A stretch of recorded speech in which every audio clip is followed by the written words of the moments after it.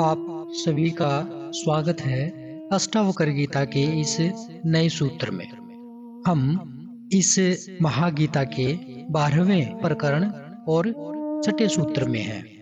इस सूत्र में राजा जनक कह रहे हैं कि जैसे कर्म का अनुष्ठान अज्ञान से है, वैसे ही उसके त्याग का अनुष्ठान भी अज्ञान से है। इस तत्व को भली भांति जानकर मैं कर्म अकर्म से मुक्त हुआ अपने में स्थित हूँ। क्या कहा राजा जनक ने यहाँ पे? देखिए, जो ये संसार है, इसमें रहकर कर्म करना तो आवश्यक है और अनिवार्य भी है। पर जो साधारण इंसान है वो कर्म की परिभाषा को नहीं जानता। ठीक वैसे ही जैसे गीता में श्री कृष्ण अर्जुन को कर्म के बारे में बहुत सारी बातें बताते हैं, ठीक वैसे ही यहाँ पे भी मनुष्य ये मानता है, ये जानता है कि कर्म करना अनिवार्य है, पर उसे ये नहीं पता कि कौन सा कर्म सर्वोच्च है जो करने योग्य है और कौन सा कर्म छोड़ने योग्य है, त्याज्य योग्य है, जिसकी न समाज को जरूरत है न उसको स्वयं को जरूरत है। लेकिन फिर भी अज्ञान के कारण, आंखें बंद होने के कारण वो उस कर्म को ढोए रहता है, करता चला जाता है। जैसे कि मैंने कहा, कर्म कई प्रकार के हैं। जैसे स्वाभाविक कर्म है, अनिवार्य कर्म है, प्रतिकर्म है, निष्कर्म है, अकर्म है। ये आपने श्रीमद् भगवत गीता में भी इनका नाम सुना होगा। फिर कर्म जो है वो शारीरिक और मानसिक भी होते हैं। जीवन ही कर्म है, मृत्यु कर्म का अभाव है। इस भेद को थोड़ा सा समझना। जीवन कर्म है और जो मृत्यु है वो कर्म का अभाव है। बस इतना ही अंतर है। जो कर्म है उनका आरंभ, उनकी शुरुआत जन्म के साथ हो जाती है और मृत्यु पर्यंत यह चलती ही रहती है।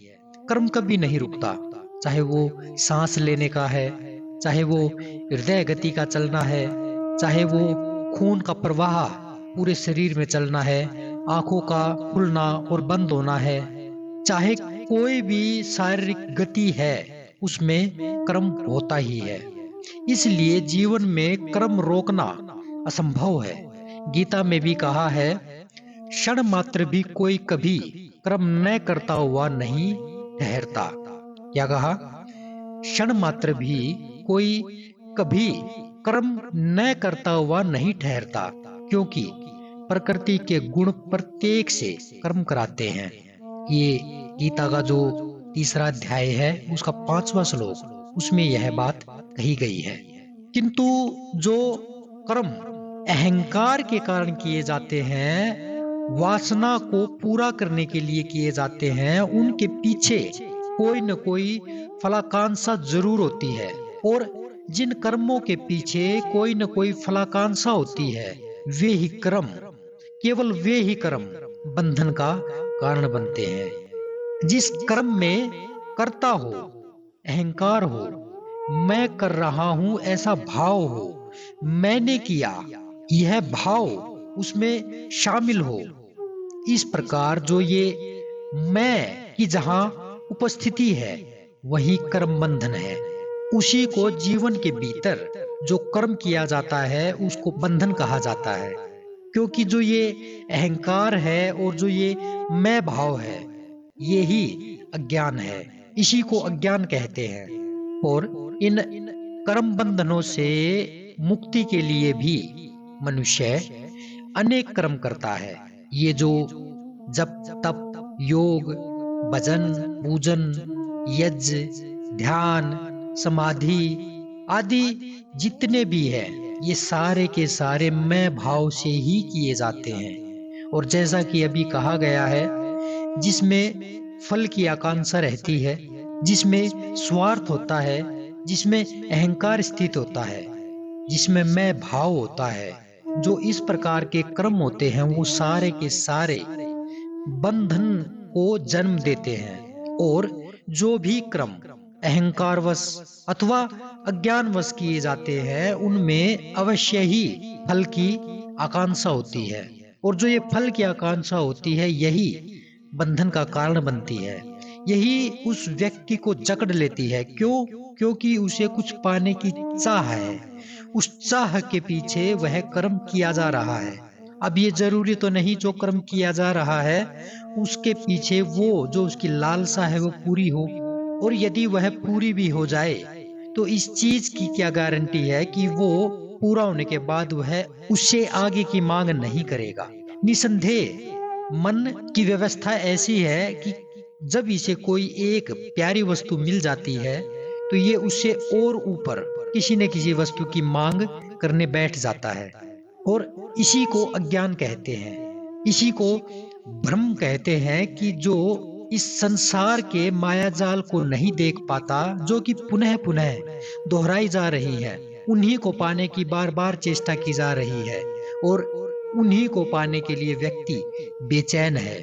उन्हीं को तो समझना है, उन्हीं को तो जानना है, यही तो ध्यान है।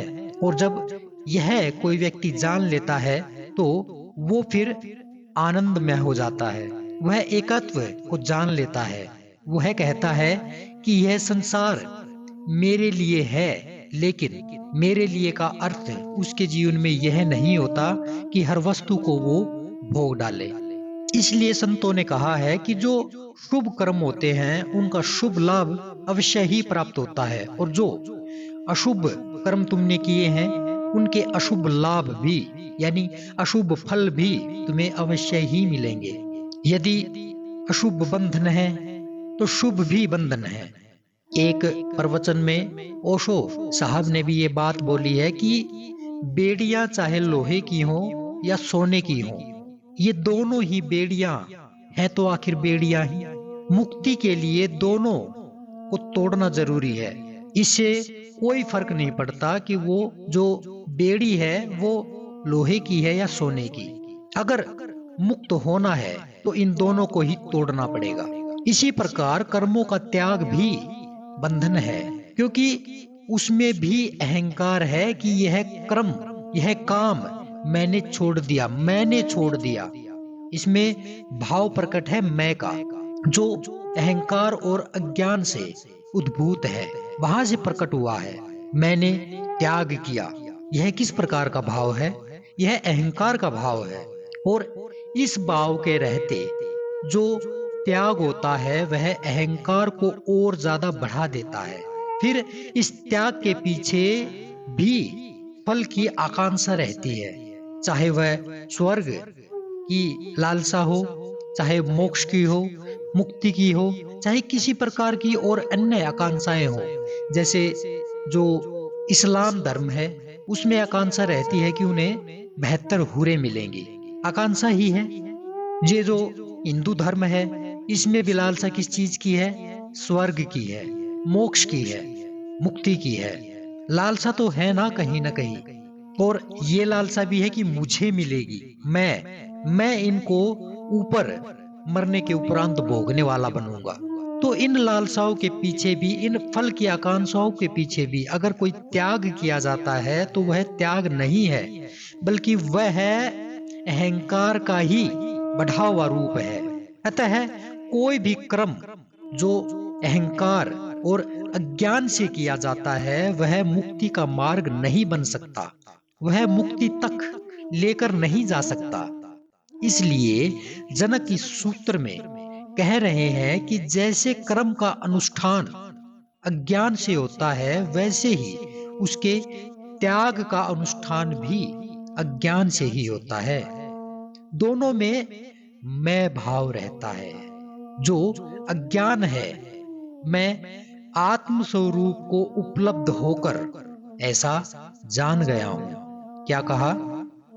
राजा जनक कह रहे हैं कि जब मुझे आत्मज्ञान हुआ, जब मैं जान गया कि मैं कौन हूं, यह सृष्टि क्या है, ये कर्म कांड किसके लिए और क्यों है, तो मैं इस भाव में आकर स्वयं को जानकर इन सभी बातों को, मैं को जान गया। क्योंकि आत्मा का कोई क्रम नहीं होता, वो करता नहीं है।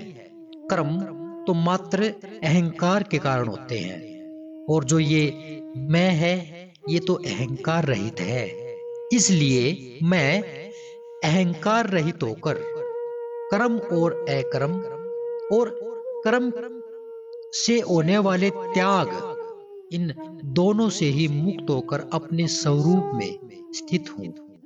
और जो भी कर्म अहंकार रहित होकर स्वाभाविक रूप से किए जाते हैं वो कर्म कर्म नहीं होते, ऐसा जानकर मैं स्थित हूं। मुझे ये जो कर्म की लहरें हैं ये मुझे अब व्यतीत या व्याकुल नहीं करती, इससे मैं डगमगाता नहीं। अब सच पूछिए तो कर्म की इससे श्रेष्ठ कोई भी देशना है ही नहीं, जैसी इस सूत्र में जनक ने दी है। अगले सूत्र में कल फिर मिलेंगे, तब तक के लिए नमस्कार।